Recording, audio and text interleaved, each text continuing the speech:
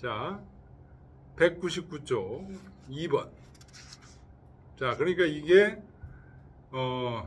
예악 불가사수거신, 예와 악은 우리 몸에서 잠시도 떨어져서는 안 된다 라는 이 얘기의 예를, 구체적인 예를 지금 18개를 뽑았다는 거예요. 누가? 황돈 정민정 선생이. 그래서 1번이 바로 그 예라는 거예요. 무슨 예냐? 호안정이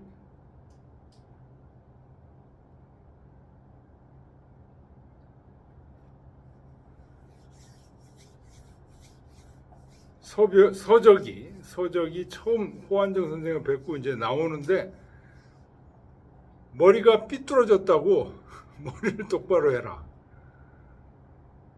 라고 얘기한 얘기. 자, 2번 보겠습니다. 원성유씨 상거 삼화공 독 상국지 조조 유령사하야 이어 객한데, 원성유씨가 일찍이 들었다는 거예요. 예를 들었다는 거예요. 뭔 예를 들었냐? 삼화공은 삼화온공을 얘기하는 거예요. 삼화광 선생이 삼국지를 읽다가 조조가, 삼국지에 이제 조조 나오죠. 유영사, 조조가 죽기 전에 명령한 일을 남긴 거, 죽기 전에 명령한 일을 남긴 거, 그것을 예로 들어서 이 어객한데 손님에게 얘기를 했다는 거예요. 그러니까 그게 34번 주에 지금 자세하게 나왔어요. 314번 한번 같이 좀 읽어보죠. 삼화온공이 조조가 죽을 때에 명령한 일을 읽고서 그 거짓을 간파하여 말하기를, 조조는 생전에 나아갈 때는 경호하고 들어올 때는 벽제하여 천자의 예를 행해서 한나라를 찬탈한 지가 이미 오래다. 다만 천명을 두려워하고 악명을 받을까 싫어했기 때문에 죽을 때 이 말로써 하늘과 사람을 속인 것이니, 자신이 천자가 되었으면 궁녀의 생활은 걱정할 바가 아니다. 그러므로 이와 같이 거짓말을 늘어놓은 것이다 하였다. 삼화온공이 이렇게 얘기했다는 거예요.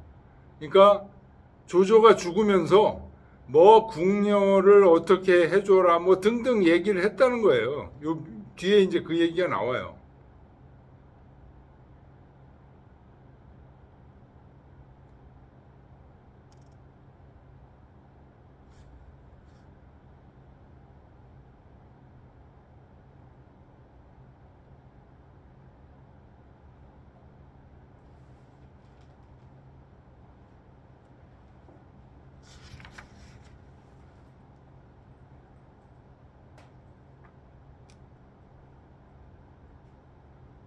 요즘 한번 읽어보십시오. 읽어보는데 무슨 얘기냐면, 그 조조가 죽으면서도 자기는 한나라의 신하로서 실제로는 거의 황제급이거든요. 이 조조가 황제 행세를 다 했단 말이에요. 죽을 때 되니까 이제 이렇게 되면 역적이잖아요. 황제 지위를 찬탈한 역적으로 남을까 두려워서 죽기 전에 뭐 그 궁녀들의 뭐 어떻게 먹고 살고 이런 것들을 자세하게 간곡하게 늘어놨다는 거예요. 뭐 향을 어떻게 나눠주고 신발을 파는 일에 이르기까지 집안 식구들과 비첩을 모두 자세히 조처했는데,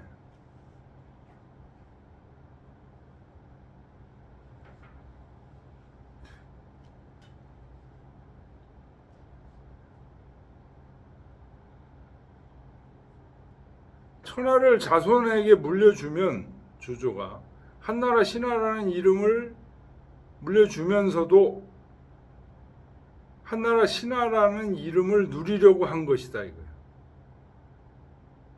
그러니까 자기가 대역 죄인, 나라를 찬탈한 대역 죄인이 아니라는 것을 아니라는 의도로 그런 뜻에서 이제 얘기를 한 거다. 그런 얘기입니다.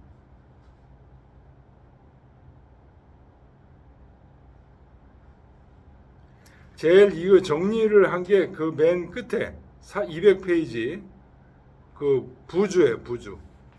향을 나누어 주고 신을 파는 일이란 요런 거를 이제 조조가 죽으면서 유언으로 얘기한 거예요. 조조가 죽을 때 자신이 보관해 두었던 좋은 향을 여러 첩과 계집종에게 나누어 주었으며 또 그들에게 당부하기를 내가 죽거든 너희들은 부지런히 여자 일을 배워서 비단신 등을 만들어 팔아먹고 살아라고 하였는바 이는 마치 자신이 죽고 나면 비첩들이 살아갈 방도가 없음을 염려하여 말한 듯하다. 그러나 실제로는 자기 자식이 황제의 자리에 있으면서 아비의 비첩들을 굶주리게 할 리가 있겠는가? 이 역시 조조가 교묘하게 자신이 한나라의 신하라는 것을 나타내어 말한 것일 뿐이다. 자기는 나라를 찬탈하지 않고 한나라 신하로서 죽는다. 이런 의미로 죽기 전에 첩들은 어떻게 하고 뭐를 하고 이런 얘기를 했다는 거예요. 그래서 이 얘기를 사마공이 삼국지를 읽으면서 조조가 이게 교묘한 눈가림을 얘기한 거다라고 사마원공이 얘기했는데 원성유 씨가 그거를 들어서 이제 손님한테 그 얘기를 했다는 거예요. 사마원공 대단한 사람입니다 라고 얘기했다는 거예요. 그랬더니 그 얘기를 들은 개괄 손님이 말하기를 비온공 식견이면 불급찬이라. 온공의 그 높은 식견이 아니면 여기에 이르지 못할 겁니다. 그랬더니 이 원성 유 씨가 말하기를 차 무타라. 이것은 다른 게 아닙니다. 내 일성자이나. 이 사마원공이 조조의 마음을 이렇게 꿰뚫어 볼 수 있는 것은 하나의 성실할 성자. 이 사마원공은 처음부터 끝까지 성실한 사람이에요. 그렇기 때문에 조조의 이 교묘한 속임수를 다 꿰뚫어 볼 수 있었다는 것이죠. 노 선생이 독서에, 여기 노 선생은 사마원공을 얘기하는 겁니다. 사마원공께서 책을 읽을 때 필구 의관하고 옷을 입을 때 그냥 잠옷바람으로 책을 읽고 이런 거 안 한다는 거예요. 의관을 제대로 딱 정제해서 입고 정좌 장색하여 정좌해서 장엄한 얼굴색으로 진지한 얼굴색으로 그런 얘기죠. 불감 해태하여 게으르고 감히 게으르고 태만하지 않게 해서 유의 성의 독지하니 성실한 뜻으로 책을 읽었으니 성지시자는 가익의 금석이거든 성실함이 지극하게 되면 금과 돌을 깰 수 있거늘 황차 허탕지사 하물며 이 허탕한 일, 이 허탕한 일이라는 건 조조가 그렇게 사람들 눈속임을 한 일을 지금 허탕지사라고 얘기합니다. 일간에 한 번 보면 즉 해산야라 훤히 알 수 있다.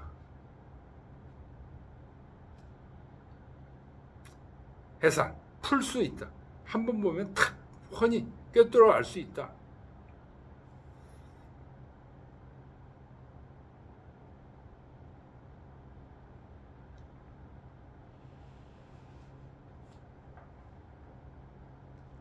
그러니까 사마원공이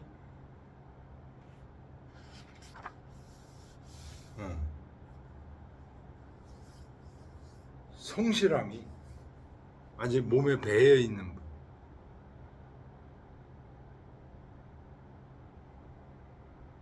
그런 사람 눈에 이 조조의 교묘한 속임수는 그냥 훤히 눈에 보인다는 거예요.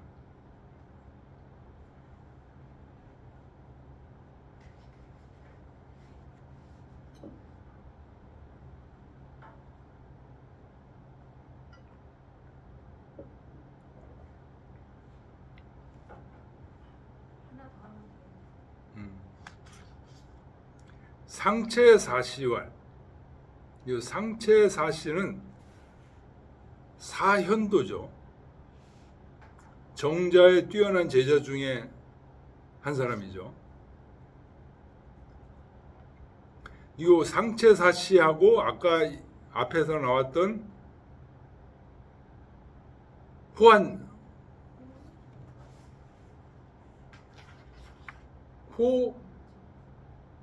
호환정, 그 다음에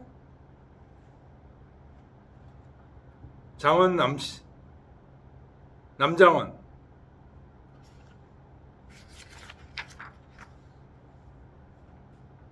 남원장씨, 장남원, 남장원,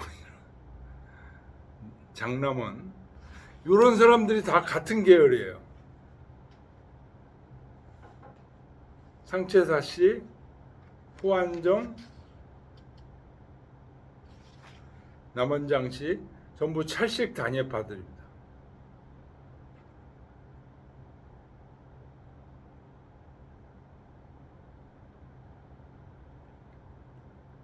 상체사시왈, 상체사시도 이제 정자의 뛰어난 제자 중에 한 분이죠.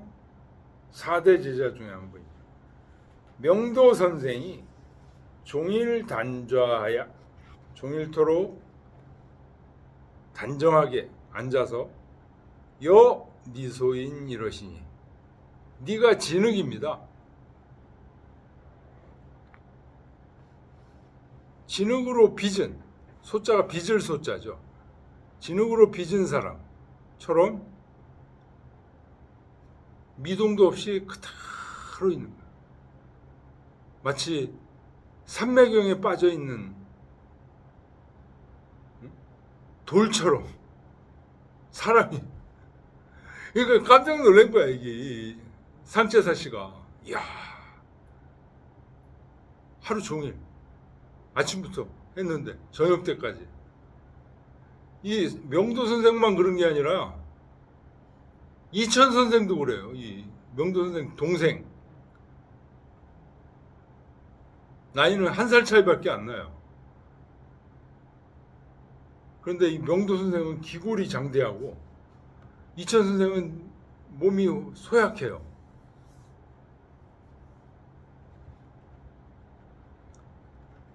그러다가 이제 명상하는 것을 이제 풀고 급지 접인하야는, 사람을 마주 어떤 방문객이 있다든가 제자가 왔다든가 하면, 즉 혼시 일단 확인이, 요 혼자 밑줄 치시고요. 이런 거 그 잘 해석해야 돼요. 번역은 어떻게 하셨어요? 완전히 이렇게 번역하셨구나. 요 혼자가 많이 쓰여요. 혼연하다 이렇게도 쓰이기도 하고,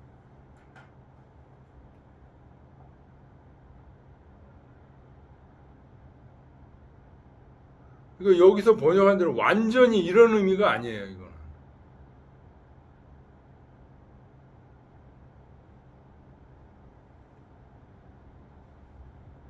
혼연히 혼시 일개 확인, 일단 확인이 한 덩어리의 온화한 기운이다. 한 덩어리의 온화한 기운이면서 혼시라고 썼다는 거, 이 혼자가는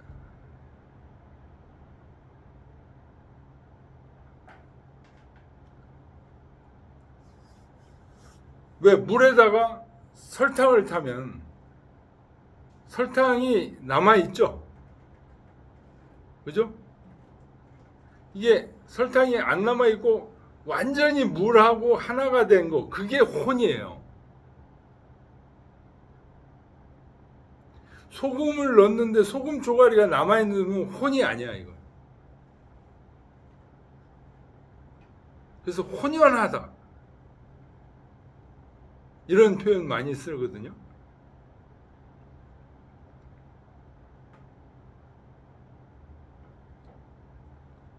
그러니까 완전히가 아니라 혼연히 한 덩어리에 화기가 돼.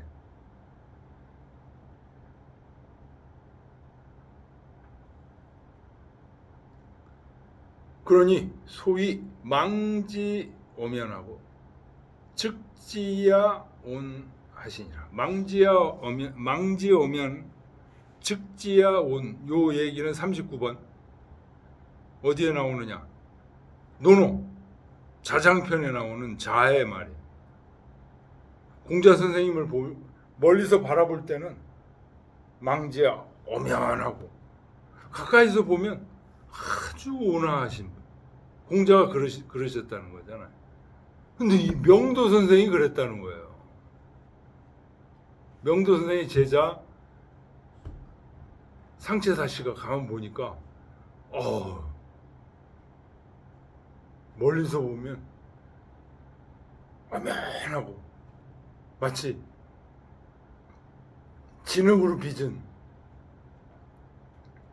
석고상 갔다가 가까이서 만나서 얘기를 해보면 아주 따뜻한 혼연한 화기.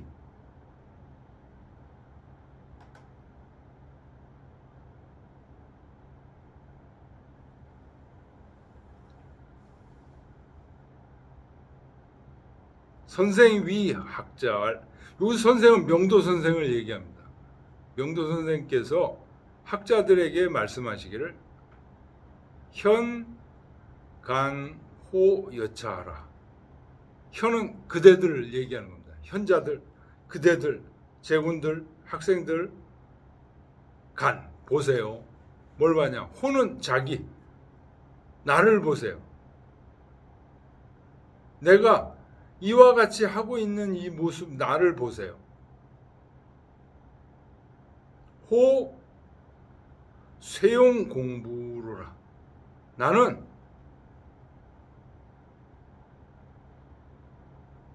쇠용,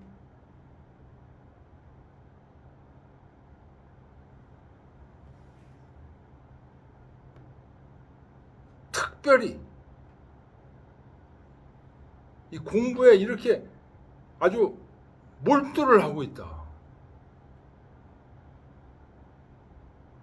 이 명도 선생이 얘기하는 이 공부가 무슨 공부냐? 정공부예요, 정공부. 아까 얘기했죠, 정. 이 공부.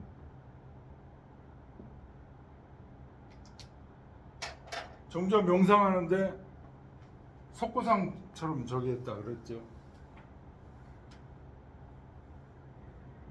저걸 통해서 미발지중의 의미를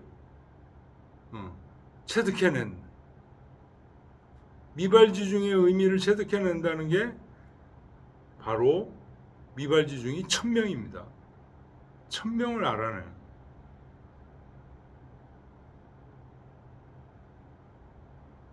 예, 여기까지 하겠습니다. 네.